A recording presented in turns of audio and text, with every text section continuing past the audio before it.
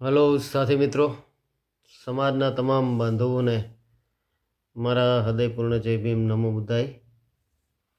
હું અશોક ધર્મબંધુ પાગલ બાબા આજે એક વિડીયોના માધ્યમથી સમાજની અંદર જે ચાલતા વાદ અને વિખવાદો જે હોય છે એ વાદ અને વિખવાદોમાં ક્યાંક ને ક્યાંક માણસ પોતાની જાતને મોટો બનાવવામાં અથવા તો હું સારો છું એવું લગાડવામાં મહામાનવો અને મહાપુરુષોએ બતાવેલો જે માર્ગ છે એ માર્ગથી આપણે વંચિત થઈ અને અન્યના ઝાંસામાં આવી અને ખોટા વિવાદોમાં પડી જઈએ છીએ. તો મારે કોઈ પણ પક્ષપાત વગર મારે ન્યાયથી એક વાત કરવાની છે કે આજે જુનાગઢ જિલ્લાની અંદર હું 2009થી આવ્યો. જુનાગઢમાં 2009થી લઈને આ 2025ના વર્ષ દરમિયાન હું નિખિલભાઈ ચૌહાણ અને એમના પરિવાર સાથે સારો વાકેફ છું. હું નાનો હતો ત્યારે પણ ઘણી વખતે એમના ઘરે ગયેલો. જ્યારે કડિયાવાડમાં રહેતા ત્યારે એમના ઘરે જતો આવતો. વર્ષો જૂનો અનુભવ અને એના કારણે થઈને આજે જે સમાજની અંદર એક સરસ મજાની કહેવત છે કે ભાઈ કાગડો કાગડાની માટી ન ખાય, પણ આપણે એવું કરવા ઉપર તત્પર થઈ જઈએ છીએ તરત જ.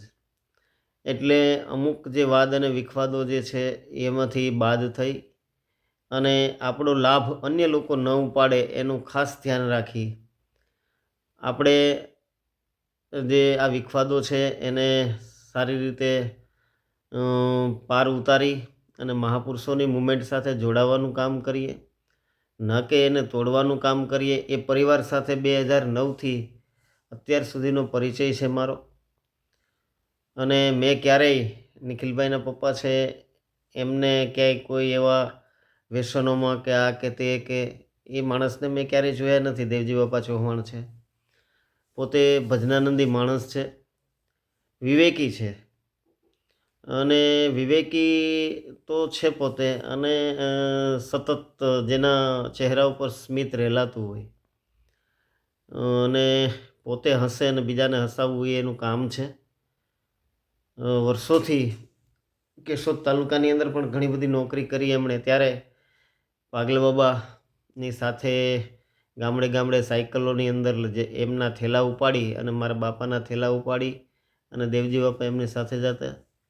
પોતે ભજનનો શોખ હોવાના કારણે થઈને ભજનો ગાવા એ પણ એમનો પોતાનો એક આગવો એમ કે વ્યવસાય જેવું તો નહીં પણ એમ કે આગવી એમની રુચિ હતી, જેનાથી મારું ઘર પરિચિત છે. એવું નથી કે ભાઈ હું કોઈ પક્ષને લઈને અથવા તો એવું નથી કે ભાઈ મારે નિખિલભાઈ મારા જિલ્લાના છે ને સારા એવા લડાકુ માણસ છે તો મારે એના પક્ષમાં રહીને હું કાંઈ વાત કરી રહ્યો છું. પણ સત્યને સત્ય કહેવું પડે. જે કાંઈ બોલાચાલીઓ થઈ છે, જે કાંઈ ઘણું બધું થયું છે એ અમને ખબર પણ છે. આજે માની લ્યો કે પાગલ બાબાએ ધાર્યું હોત તો એ માણસ મહામંડલેશ્વર નહીં પણ એ શંકરાચાર્ય બનવાને પદને પ્રાપ્ત કરી શકત એટલી હસ્તી માણસ ધરાવતા હતા. છતાંય બાબા સાહેબના માર્ગે એ માણસ આવ્યા પછી એણે ક્યારેય વિચલિતપણું કર્યું નથી. આપણે બીજાની મેટરને લઈને હેમંતભાઈ એક કલાકાર માણસ છે, સમાજનો માણસ છે, બરાબર છે, પણ બાબા સાહેબની વિચારધારા સાથે હેમંતભાઈને કાંઈ લાગે વળગતું નથી. જો બાબા સાહેબ સાથે હેમંતભાઈને લાગે વળગતું હોત તો જ્યારે જેઠાભાઈ સોલંકી જ્યારે ધારાસભ્ય બન્યા કોડીનારની અંદર ત્યારે બાબા સાહેબની જન્મ જયંતિનો 14 એપ્રિલનો કાર્યક્રમ હતો, એમાં ગણેશ સ્થાપનાથી શરૂઆત ન કરે એ માણસ. બાબા સાહેબની ક્રાંતિ કરનાર વ્યક્તિના સમર્થનમાં તમે બોલો તો બરાબર છે, પણ તમે નરું નઠારું માતાજીઓના રાહડા ગાયા અને પિતાજીઓના રાહડા ગાયા અને પદ્મભૂષણ મેળવી લીધા હોય એવા માણસના સમર્થનમાં જ્યારે બોલો તો તમે પોતે બાબા સાહેબને કેટલા જાણ્યા છો એ પહેલાં બહુ સમજવું જરૂરી છે.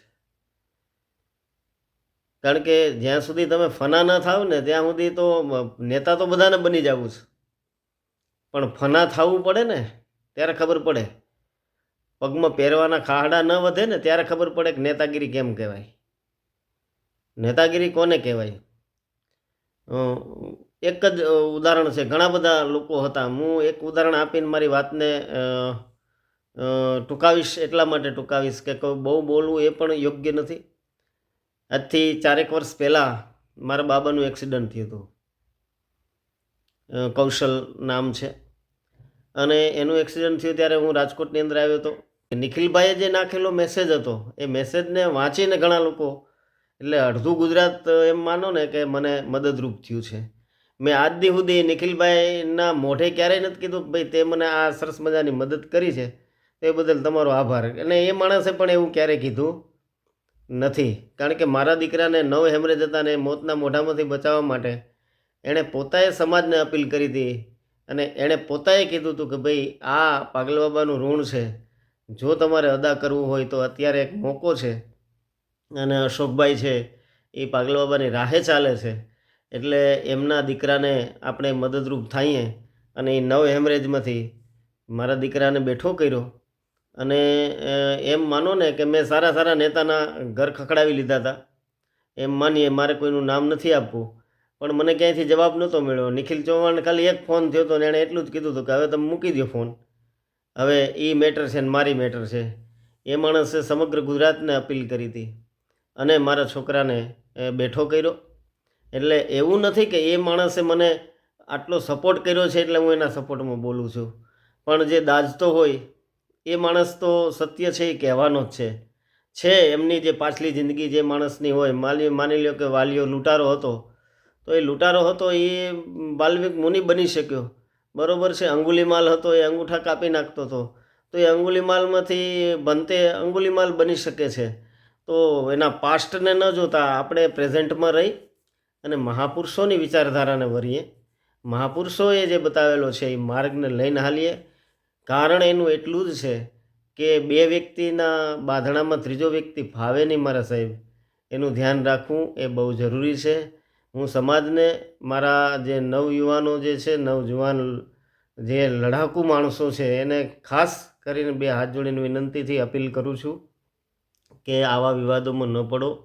પર્સનલ જે કાંઈ મેટર હોય, પર્સનલ બેસી સામે સામે બેસી, આપણે કોઈનાથી બીયા વગર, આપણે કોઈનાથી ડર્યા વગર, જો સત્ય માણસ હોય ને એ આંખથી આંખ નાખી અને વાત કરી શકનારો વ્યક્તિ હોય, અને એ વ્યક્તિ આપણે ક્યાંય ટૂંકમાં બાંધવા જવાનું નથી ભાઈ, પણ પ્રેમથી આ વસ્તુને પતાવી અને સમાજના વ્યક્તિ છીએ, સમાજની રાહે છે. થોડા ઘણા અણબોલા વાતે થયા હોય એને દરગુજર કરી અને બાબા સાહેબની રાહમાં તમે પણ છો, એ પણ છે. તો આપણે બધાએ મળીને, સાથે મળીને કામ કરવાનું છે. આપ બધાનો મંગલ હો, સુખી રહો અને સુખી થાઓ, અને બાબા સાહેબના મિશનને આગળ વધારવાનું કામ કરો. જય ભીમ, નમો બુદ્ધાય. અશોકભાઈની આટલી વિનંતી છે, એ વિનંતીને સ્વીકારજો.